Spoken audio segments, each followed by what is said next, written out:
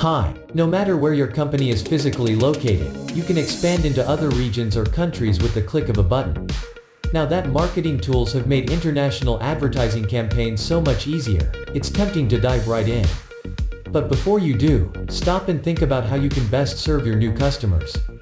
In this video, we'll look at technical capabilities, managing your supply chain, and what local rules or regulations you may need to follow.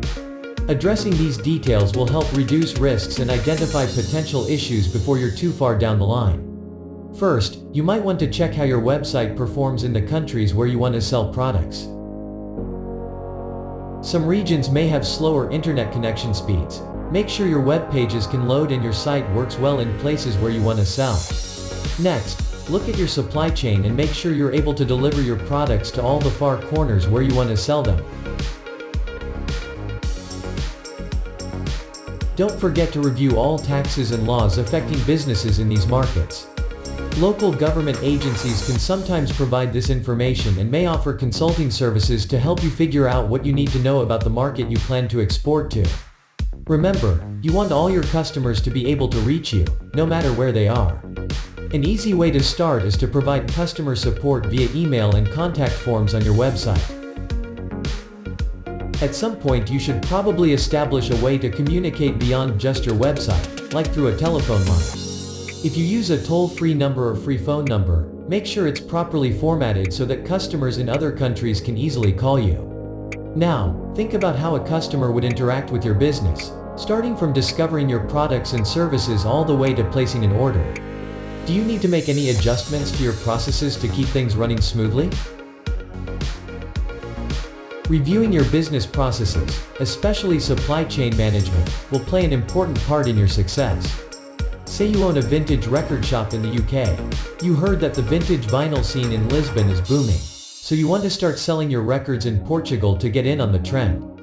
Managing your supply chain might include sourcing local suppliers, factoring in shipping supplies, and determining the most efficient way of getting the product to the customer in Lisbon.